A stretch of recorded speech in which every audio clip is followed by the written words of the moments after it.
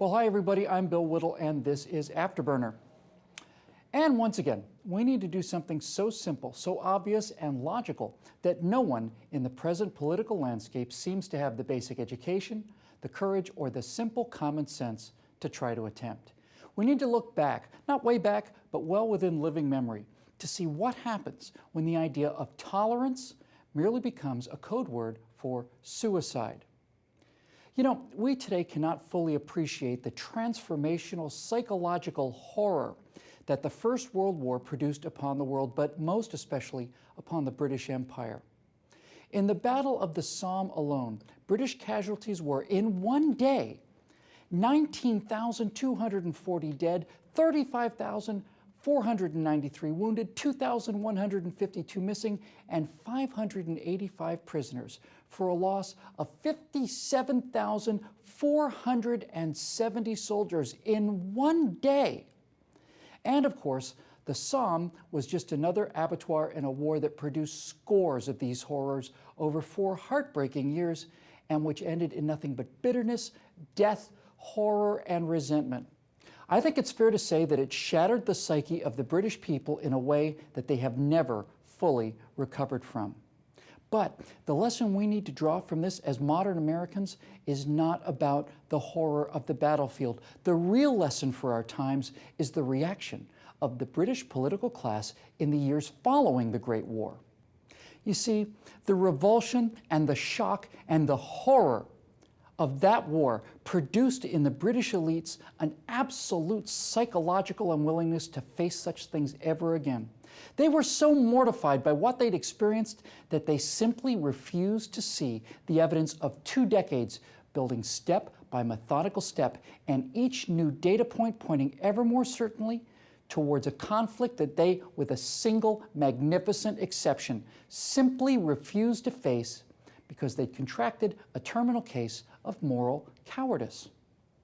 As Hitler grew in power, those British and French and American elites refused to see what was plainly before their eyes, namely, that Adolf Hitler and his Nazi party were made of less sensitive, less noble, and less gentle stuff. Hitler's own German generals feared war even more than the French and British generals did, but Adolf Hitler had accurately read the Allied political leadership, and by a series of ever-increasing provocations, he continued to test his theory against their reactions, starting with minor transgressions to outright violations of the Treaty of Versailles, to annexation of territories and then entire countries, then to open shooting war.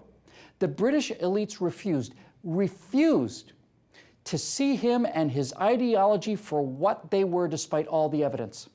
They preached tolerance and understanding. They bent over backward to make the case that they themselves, the victorious allies, were the cause of all of this rising evil. And the result of this weakness, this irresolution, this moral and physical cowardice was the creation of the certainty in the mind of Hitler and the Nazis that the West had become so weak, so morally decadent, and afraid that they would never fight again. That miscalculation led to the greatest disaster in human history. The Japanese made an identical calculation with regard to the Americans and were amazed that we simply did not surrender the Pacific after their attack on Pearl Harbor. No, it is weakness, not strength, cowardice, not courage, and resolute action that start wars. And it was the preaching of tolerance and acceptance of these challenges and intentional provocations by the liberals and progressives of the times that were directly responsible for those wars. And so today, starting 31 years ago, a totalitarian Iranian theocracy committed an act of blatant warfare against the most powerful military force in the world. They had bet on the weakness of the American president, Jimmy Carter, and the post-Vietnam weariness and disgust of the American people. The storming of the American embassy in Tehran brought them not overwhelming military response, but, like the British and French reactions to Hitler 40 years earlier, simply strongly worded diplomatic letters and behind-the-scenes sympathy for the so-called injustices they'd endured. The hostages, which had been held for 444 days as a banner of American weakness, were returned within hours of the election of a new president, perceived to be cut from somewhat stronger cloth.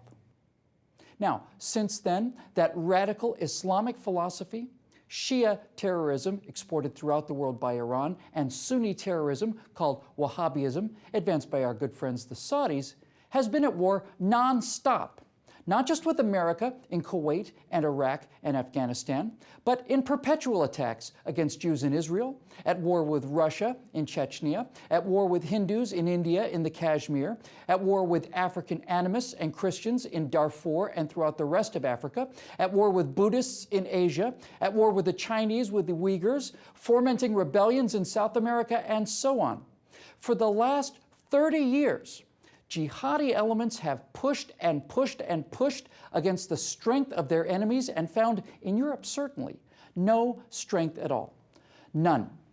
No demand is too outrageous for the progressives to cloak their fear and their refusal to confront a violent enemy as tolerance and respect for the very principles and actions that are antithetical to what they once held as irreducible core beliefs, back when they actually believed in something. Now, in America, Osama bin Laden made the same calculation of weakness and moral cowardice that Hitler and Tojo and Khomeini had made before him. But, unfortunately for him, the Jimmy Carters and Bill Clintons needed for such a gambit to pay off were not in office on that day. The unexpected and strong American response cost the Islamic Caliphate their stronghold in Afghanistan and the ancient heart of the Caliphate itself, Baghdad. Al-Qaeda put all their chips into Iraq, and thanks to a few 100,000 votes in the state of Ohio at the end of 2004, they ended up utterly defeated. So, after 9/11, no further attacks on American soil were forthcoming because there seemed to be, to their utter amazement, given what they see in our movies and our news media, unseen strength left in America. But now, weakness is the coin of the realm once again, and the provocations and challenges come faster and they're more daring. Bombers on airplanes, bombs in Times Square, massacres at army bases by Muslims in American uniforms. And in the aftermath of all of these, we are lectured that we need to be more tolerant, more understanding. We need to make more concessions and make more apologies.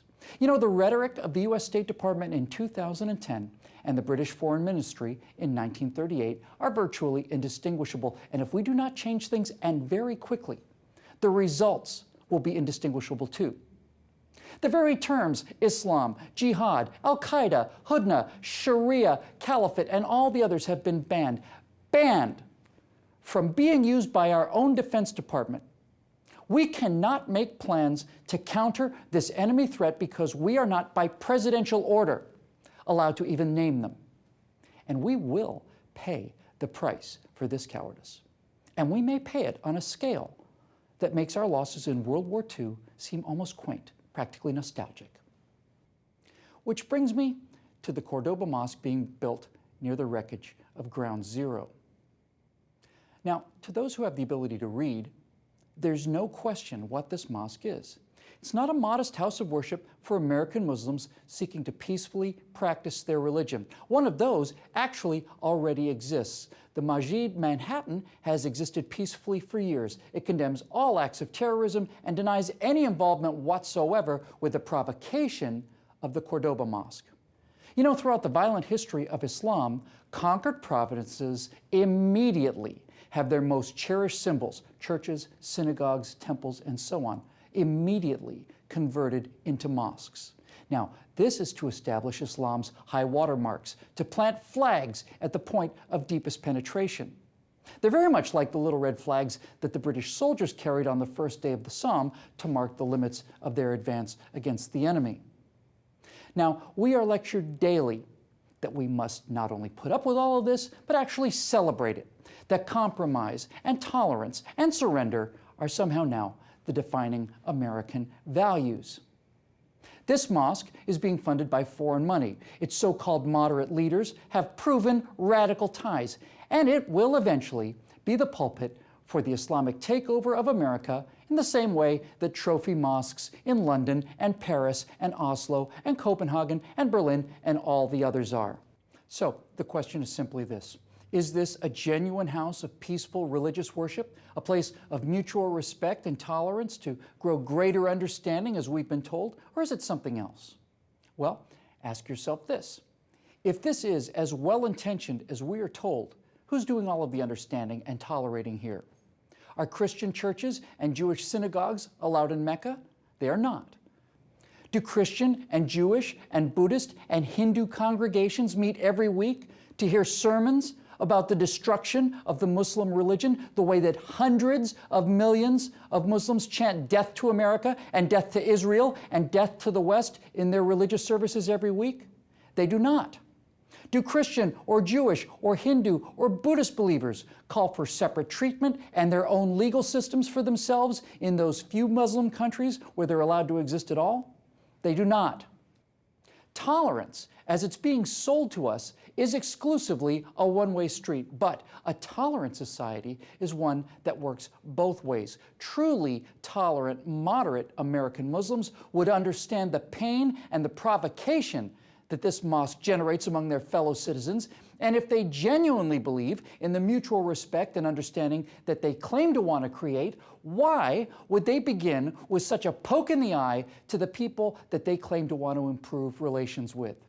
American Japanese citizens did not insist on a Shinto shrine on the banks of Ford Island overlooking the wreck of the USS Arizona in Pearl Harbor, because that is what mutual tolerance looks like.